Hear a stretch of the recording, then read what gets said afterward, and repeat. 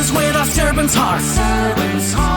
Welcome to the podcast. Inspiration, motivation takes. Listen to the podcast. We're all about to talk about life. Our guests will share their life story. We want you to success in life and business. We're ready and we will start shortly. We're gonna talk about life. We're going to speak on business. You're gonna shine bright. We are going to witness. Business with a servant's heart. With hosts Steve, Ramona, and Ray. Inspiration, education talks. Listen to the podcast.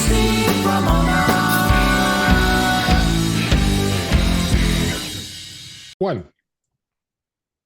Welcome, everyone, to Doing Business with a Servant's Heart podcast. I'm your host, Steve Ramona. I am so thrilled to have you join us today. We dedicated to this podcast to exploring the idea of doing life and doing business with a purpose. Guess what? The purpose is the servant's heart, serving, bringing value. When you do that, the impact that you create and the difference you make is unbelievable. I get to do it daily. You all can as well. It's the best gift and the best feeling in the world. We also bring in guests on to motivate you, inspire you, and educate you to have that servant's heart, to get over obstacles, to be able to learn how to live a better life. And here's your call to action today, audience. Think about how you're going to serve yourself and others today and what impact you create today. And I say this, and people listen to my show all the time. You say it all the time because people forget. I talked to a guy, hey, I was serving them for a week. They forgot all about it and didn't serve anybody. And they literally saw a dip in their attitude a little bit and in their business or their life. So go ahead and serve every day. It can be as small as a smile to somebody or as big as $1 million to a nonprofit or anything in between. Just serve somebody. And if you need help, reach out to me and I'll get you more information on that. Today's episode is sponsored by Pantheon Alliance. Join a community of high-income entrepreneurs and business leaders to create a world-changing thought leader platform to grow your business. For more information on Pantheon, just reach out to me and I'll get you all that info. Well, impact. Are you obsessed? Does obsession run your life? And that ties to greed, ego, and some of those other things as well we might talk about. But we're going to talk about obsession because we've all done it. Most of us, I don't like to say all, I know I've done it. I've been obsessed with things and lost money or lost people. How can we solve that? How can we be less obsessed with things? So let's bring our guest on today. Welcome, Dr. Emilio Justo. Thank you very much, Steve. It's a delight, an honor, and a privilege, and greatly looking forward to connecting with you and your audience. And I got the last name right, audience. I'm starting to say last names, and I think I nailed it. You did. Checkbox for Steve today. There you go. Let's jump in. You mentioned your TEDx talk, and you talked about obsession, and it was ranked #1. Congratulations. But more so, people were listening, and it sounds like a problem in the world, which is why it was ranked #1. People want to learn about it. Talk about obsession. Well, I think, Steve, the problem is, and this may shock you, but I think the problem is that we don't have enough obsession, because I'm not talking about obsession from a negative connotation, from a psychological or psychiatric disorder standpoint, like an obsessive compulsive disorder. I'm talking about the positive connotation of obsession, which is having a passion and a purpose for what we want to do, for our goals. So it's all about having obsession in our life to achieve our goals and to do great things in this world. And like you say, with a servant's heart. And I love that you corrected me. And I am very humbly glad you did. I was hoping it would be positive, and if it's negative, it's negative. But talk about it, because I love that. Be obsessed with, hey, if you want to serve every day like I do, that's what I'm obsessed about. And I try to do. Talk about how passion partners up with obsession. Yeah, so here's the paradigm shift, right? We have the conventional negative connotations of obsession. Mm-hmm. And as I mentioned in my second TEDx talk from 2024, obsession, when it's harnessed correctly, is, I firmly believe, a powerful catalyst for success, right? So if you look up obsession in the dictionary, whether it be the Merriam-Webster, Oxford dictionaries, obsession refers to a persistent and intrusive preoccupation that dominates an individual's mind, right? So it's often characterized by an intense or often irrational focus on a particular thought or idea. So while the passion and dedication are both positive aspects of obsession, the term, as you and I don't blame you, but you, I think, made the assumption that it has negative connotations. It does when it leads to unhealthy and disruptive patterns of behavior thinking. But when we harness the positive aspects of obsession, it involves, Steve, intense focus, determination, and a commitment toward meaningful goals while maintaining a balanced and healthy lifestyle. So, Yeah, and go oh, go go ahead. ahead. Sorry. No, Well, go ahead. Finish. I was going to say, I think we need to redefine the concept of obsession. And I propose that we view it as an unwavering commitment, a driving force that will propel us towards our goals. And by shifting this perspective, obsession can be a source of what I call it in my triad in my life is self-discipline, perseverance, and resilience, while at the same time having some delayed gratification in our life. And I was just going to say, you're a great guest because you turn a negative into a positive. We don't do enough of these days. We so focus. You look at the news and conversation, social media. It's all the negative was what blows up. But here you've taken a negative because obsession could be negative, turned it into a positive. We'll talk about then the role of delayed gratification because it's happening for everybody, especially after COVID. Yeah, delayed gratification. The reason it was my first TEDx talk in 2023 is because as I kind of, as I get older and maybe, I mean, we're in the same generation, Steve. So hopefully you can appreciate this, right? We get older and we start, at least I start pondering my life, what I've done right, what I've done wrong, and I have three teenage kids. And I'm trying to reflect and maybe leave a legacy, a message behind for them, and maybe if I have grandchildren someday.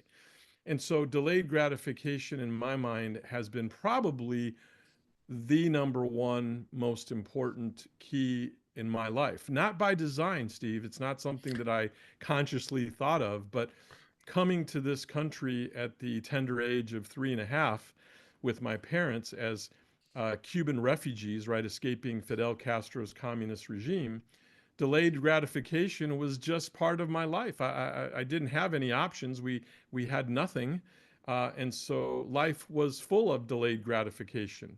And I think as I learned that, and now as an adult, I reflect back and I think, wow, really delayed gratification when we can resist the temptation for that immediate reward in favor of a later, oftentimes greater reward, that can be just monumental. And so Yeah. I try to preach that to our kids, but man, let me tell you, as I'm sure you know, Steve, it's very difficult when you're dealing with the youth. Now with social media and technology and everything, it's all about instant gratification. You got Uber Eats, you got DoorDash, you got Amazon. I mean, you want everything now, now, now, now, now. And I get it because I fall into those traps as well. But understand, Steve, that when I talk about delayed gratification and when I preach it, in no way, shape, or form am I implying that instant gratification does not have a role. I'm not saying instant gratification is bad in all cases. I'm just saying one needs to prioritize and use delayed gratification for some of those big monumental goals that we set. Well, it's such a mindset shift too, because what I'm thinking, a great analogy, a sales guy's going to do $100,000 sale. And they said, we're not ready yet. Give us 3 weeks. He's like getting off that phone or that Zoom, like, crap, I could have used that sale. I got to pay bill. I talk to entrepreneurs all the time that deal that. Because you had your obstacle coming from Cuba, right? Yes. Cuba. So you'll learn that skill set. So it sounds like people can learn it. How can people listening learn that? Well, I think it's just basically first trying to shift your mindset, right? And just Yeah. be aware of it. You have to be aware of something before you can learn it. And then secondly is just take small incremental steps, right? So when I preach about delayed gratification, I say, well, first, you got to set your goals. And those goals, you're going to have short-term goals and you're going to have long-term goals. And I firmly believe that when most of us set goals, we don't set our goals lofty enough, right? We set really small goals, but I think we should set lofty goals. And ultimately, Steve, whether we ever reach that goal or not, to me is really irrelevant. It's the fact that you have that goal, because our life, our journey is continuing to get better and continuing to try to achieve that goal. And along the way, we have smaller goals that then we achieve. We celebrate those milestones. We rejoice. It gives us positive energy to then keep pushing forward.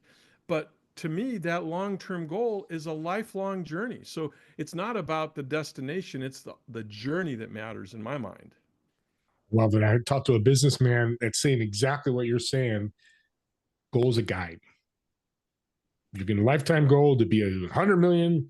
You never reach there, but if you're working hard to get there and getting better every day, that's fantastic. So before we start, I didn't ask you this before we started, but going through your stuff this morning, I'm like, how does a cosmetic doctor in cosmetic surgery go from here to TEDx talks and making huge impacts? Well, that's a great question, right? I mean, I don't get asked that enough, I think, because really, if you feel like there's a disconnect there. But really, it all came about. I'll just share with you briefly that I've been in practice now. This is my 36th year of medical practice, of medical and surgical practice, and I love what I do. And we can talk later about serving others, because I echo what you preach about having a servant's heart, because that's the way I've always practiced medicine. But more to come on that later. But basically, again, as I got older, I'm thinking, what could I do? So I'm on my stationary bike. This is about a year and a half ago, and I'm flipping through YouTube, and I see like a little infomercial on giving TEDx talks, and it's through this organization that kind of helps people and gives them pointers, et cetera. So I join, and I start this process. And I'm thinking, well, what am I going to talk about? Because I really didn't know what to talk about. So I reflect on my life, and I'm thinking, really, I want to send a message that will leave, again, I use the term legacy, to my kids, right? It's all about leaving a legacy, because I don't know, I could be gone tomorrow. I mean, God willing, I'll be here another 30 years, but I don't know that, right? I've had friends and acquaintances even younger than me who've already passed away. So, I mean, it hits you, right? It hits you when you're older. When you're young, you think you're immortal and invincible. So, so I'm thinking, well, what am I going to talk about? And I'm thinking, well, the triad that's really helped me in my life is the triad. I call it the Cuban triad. Is self-discipline number one, resilience and perseverance number two, and delayed gratification. So I actually wanted to talk about the three, but then I was told, no, that's way too much. A TEDx talk should be somewhere between 10 to 14 minutes. That's way too much to talk about. Just choose one of them. So I chose delayed gratification. And I got hooked on it. I delivered the talk. I mean, there's a whole backstory in terms of how I got accepted, and how rushed I was to prepare the talk, because I had actually applied to 86 TEDx events. The average is you get accepted to one out of every 90 applications. That's the overall average. Obviously, some people get accepted right away. Others can take 200 times. And here I am. My family and I are vacationing the summer of 2023. We're in Western Canada, in Banff, Alberta, Canada, and I get a phone call. We're having lunch, and I get a phone call inviting me to this TEDx event, and the event is in 5 weeks, Steve. And I haven't. I had only made bullet points of my delayed gratification talk. It hadn't been written. And so I'm thinking, oh man, I got to take advantage of this. I still have another week of vacation with my family. So we got home. I now have 4 weeks. I had to write the talk, had to practice the talk, memorize the talk, and then deliver the talk in 4 weeks, which is quite an undertaking. But it went beautifully. I was super pleased with it. The talk really took off and seemed to go viral. I now, as of this date, I think I have over 7 million views on that first talk. And And that's what ultimately then my wife encouraged me to write a book, which I'd never done. So I wrote a book, on that whole topic of delayed gratification. And then I was so, hooked that I Yeah. then decided to do another TEDx talk. So one thing trickled into another. I love that because you live delayed gratification. You lived obsession through your TEDx talk That's because you correct. said 87, waiting. And so it's very interesting. I like Yes. that. Um, what did you learn doing a TEDx talk to make you a better person? Well, I think one of the things I learned is I was fascinated by the variety of speakers and people out there. I mean, true thought leaders, right? I mean, now and I don't say this pompously. I think I consider myself to some degree a thought leader, and I'm out there trying to disseminate my message. But when I encounter all these other wonderful individuals, some of whom I've developed lasting relationships with professionally, it's just amazing the people out there in this world and their talents and their gifts. And some are older than me, others are my age. And at this TEDx event, there were a couple of speakers who were teenagers. And I'm thinking, man, I think back to my life, and I thought I was a pretty focused, studious, I was valedictorian of my high school class. And I'm thinking, man, could I have done that? Would I have done that back in the day? I'm not so sure that I would have or could have. I don't know. I don't know. But I mean, I'm really impressed by the quality of people out there. It never ceases to amaze me. I mean, a similar story, if I can share with you, Steve, is Sure. is I went to I attended college and medical school at the University of Michigan, right? So for all those football fans out Wolverines. there, go blue, baby, go blue. Um, but so here I grew up in a small town in Indiana, very small town. I went to a parochial high school. As I mentioned, I was valedictorian, and I thought, oh man, this is great. I'm hot, hot dude. And I show up at the University of Michigan surrounded by 40,000 students, and I'm in a special accelerated program, and that's 50 of us from across the nation, and I'm meeting these people, and they're just blowing me away. I mean, they are just freaking geniuses, and I'm thinking like I'm an idiot. So I mean, it just goes to show you, when you open your mind and you expose yourself to other things in this world, whether it be at a university, whether it be on a TEDx stage, in any aspect of your life. I think we have to have an open mind to learning new things, to seeing people around us who can inspire us, who are better, right? I mean, what's one of the things that's preached out there is you have to surround yourself with people who are better than you. If you're the smartest one in the room, Steve, you know what? You're in the wrong room, right? You got to be in the room where you're maybe at the lower level, because you need to learn from other people. Yeah, I love that, and it's. I tell people learn from above, meaning people that are more successful than you, mentor below. So what you learn from these people that have mentored you, you mentor down. That's what I know you do that. And by the way, I was not a valedictorian, so I could have never done a TEDx talk as a high school student. I could play football or baseball, but yeah, that wouldn't be for me, which is okay. It's everybody's got their own path. Something interesting about you is you tie travel to your family bonding. Why and how does that work? It sounds like you guys love traveling, first of all. So Yeah, throughout, especially as the kids were a little bit younger now, with our oldest being in college, and our middle child as a senior in high school, they're starting to develop their own independence of other things. So it's becoming a little bit more challenging to gather everyone together. But as they were growing up, I just felt it was so important to expose them to as many cultures and diverse people out there, to cultures, societies, foods. And so, we've been blessed enough where we've traveled, not certainly not all of the world, but we've traveled many places all throughout Europe and the Netherlands and Australia and Dubai and the Maldive Islands, and the one thing that's on our bucket list is Africa, which we were going to go, and then COVID hit, and we had to cancel that. We've never gotten back to rescheduling it. So it's just been a great opportunity. I think as a youth, as a child, as a teenager, as you get exposed to other cultures, other languages, other foods. I mean, it just opens up your mind as to what is out there.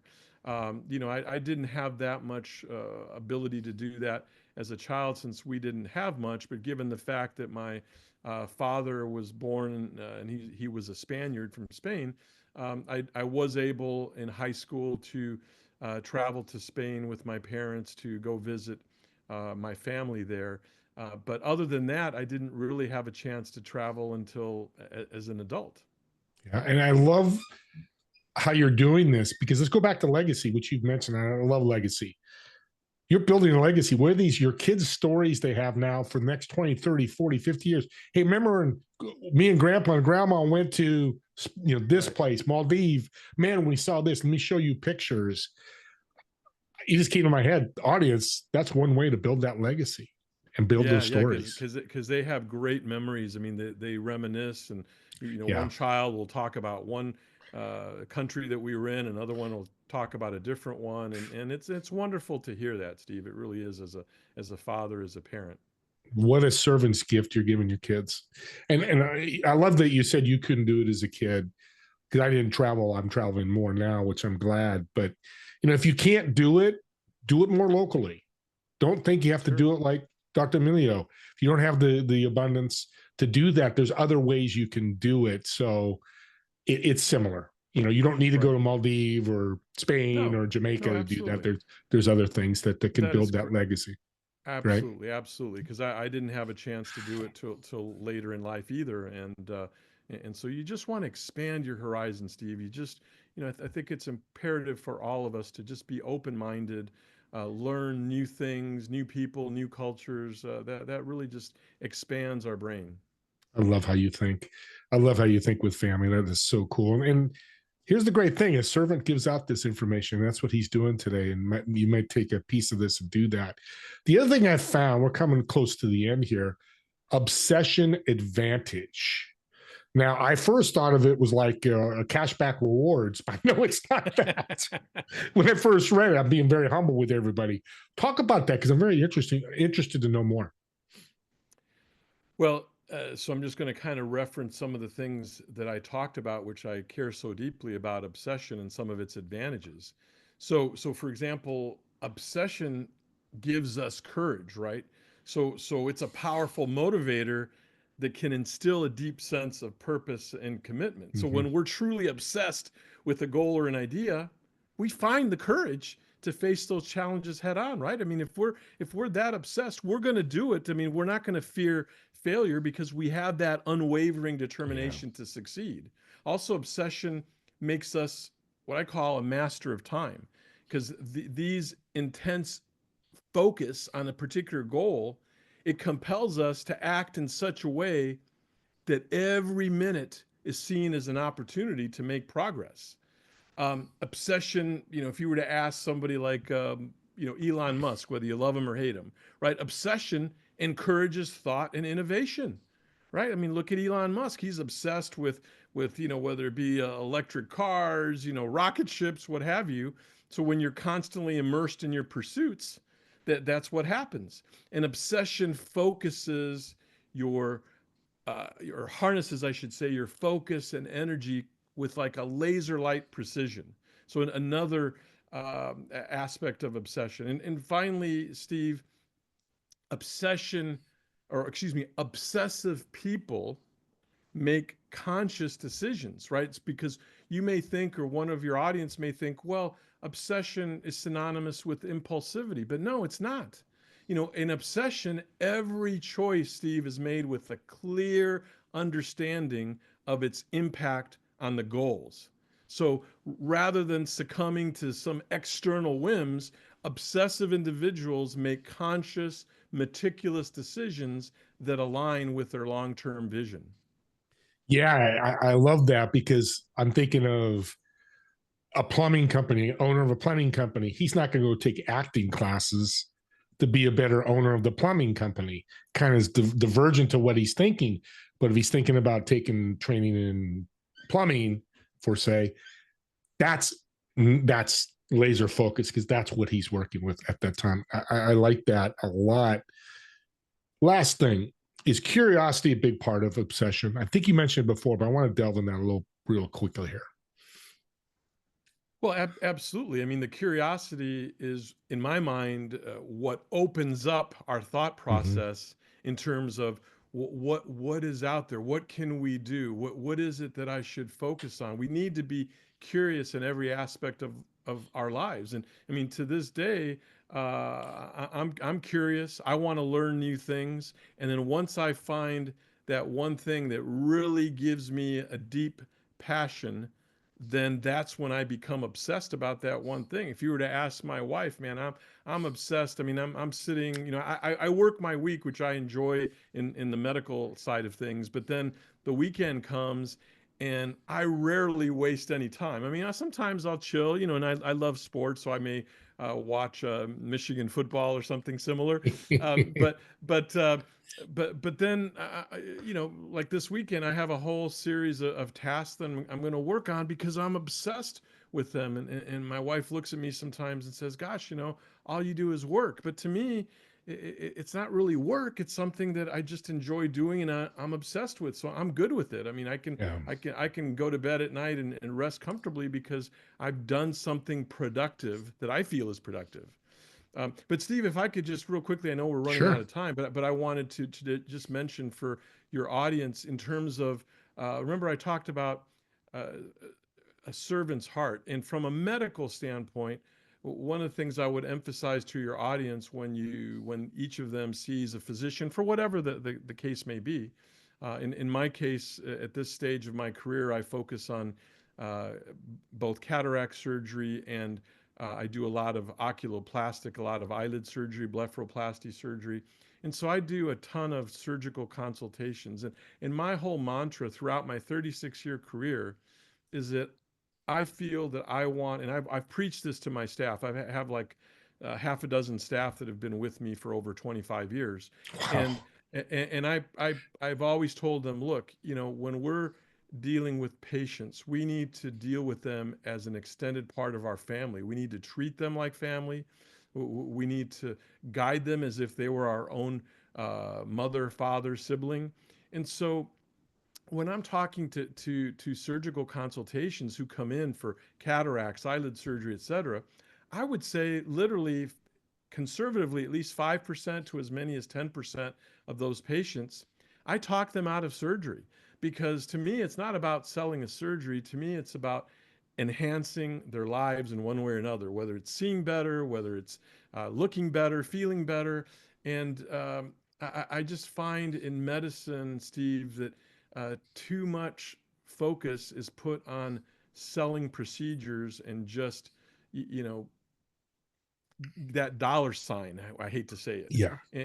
Certainly, you know, money is important for all of us in our lives. We need money to function, but I think one has to really find a physician who you feel as a patient, your audience I'm talking about, that the audience, when they interact with that physician, that they truly feel that physician is looking out for their best interests and counseling them in the best way possible, as if the patient, as if your audience were part of their family. So that to me is key. And again, I apologize. I know it's not really the focus of our discussion today, but to me, that's been one of the keys to my success in my medical career is treating each patient as if they were one of my own family.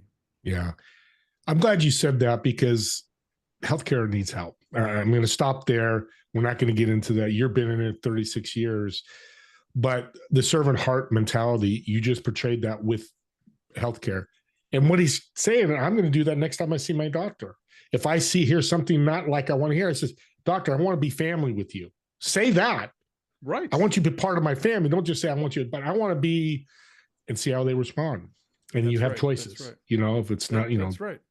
right. If they have, you know, some sort of pompous attitude or think that you're, you know, weird or something, then maybe that's not the right physician. I mean, they may have, you know, they may have a great reputation. I mean, I myself, I had some orthopedic surgery about 5 years ago, and this particular surgeon, was highly recognized, and just a pompous SOB, and Jeez. I stayed with him, and he did a great surgery, so it all turned out well. But man, I mean, there was like no bedside manner whatsoever. I mean, none, and that just No drives me excuse. insane. Just drives me insane when Yeah. I see a physician that doesn't have bedside manner. Just And from a that- perspective of just overall business, because healthcare, you have a business, you got right. 6 employees, serve people.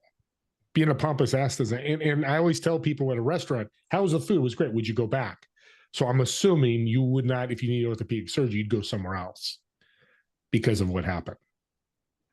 Well, but yes, He did such a great this is job. the So you got, this is okay. this is the dichotomy that in his particular case, the reason I went to him is because I had heard great things about him surgically, but I had also heard that he was a bit arrogant. So I was kind of prepped for that, but Yeah. so I kind of took it in stride. But I think one needs to really weigh that when you're seeing a physician, unless they have just this incredible reputation.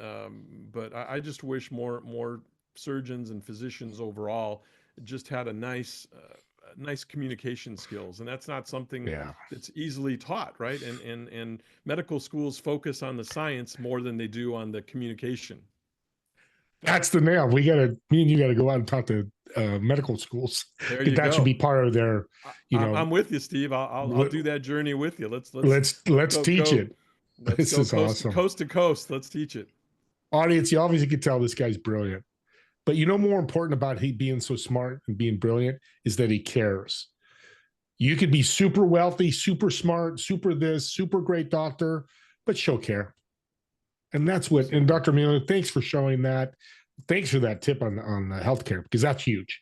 People are dealing with that every day, and that's a huge one you should share with others. I'll talk about it at the end there. So let's end with a great question. Sure. So I've got a restaurant reservation for you, table of 4. You're obviously going to sit in one of the chairs. Who would you invite, dead or alive, to the 3 chairs? Why would you invite them? And what food would you order? Oh my gosh. Wow, that's a great question. Oh my gosh. Okay, so I have three people I 3 can invite. seats. Yep. 3 seats. Okay. Um, First and foremost, I would like to invite my father because my father passed away in 1995. He saw the early stages of my career successes, but really, he's missed the last 30 years, and I would love to chat with him, reminisce. Oh my God, Steve, I'm going to start crying. Sorry. Okay. Um, No. I'm, I would love to reminisce with him and tell him, that he was my role model. Sorry, he wasn't in medicine. He was just loved him dearly. Um, so sorry for your audience. Sorry. No, no, don't be sorry ever. Um, uh, so definitely want my father there. Wouldn't mind having my mother.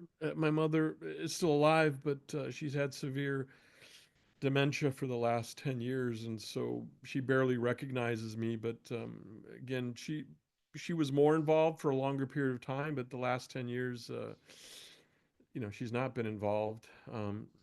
So we'll lump them as one. Let's say mother and father, parents. Okay. My mother can sit on my father's lap. There you go. We'll bring Since an we only extra have chair. It's your table. You can do what you want, Dr. Emilio. okay. Um, what other people? Man, there's so many great people. I tend to think more in the present in terms of the people that are out there nowadays, and I'm fascinated, and I hesitate to say this because I know that I'm gonna uh, hate to use the vulgar term piss off, but I know that I'm going to piss off half your audience by saying Donald Trump. But the reality of it is, regardless of your politics, uh, and his quirks and eccentricities, the bottom line is that the man has a brilliant side to him, and he's such a worker. The guy works nonstop at the age that he has. I mean, I would never be able to keep up with his work schedule and the amount of sleep that he gets, and I would just love to pick his brain in terms of how he's been able to achieve and be so resilient throughout his life. So that to me, regardless, put politics aside, I think just that personality attribute is incredible.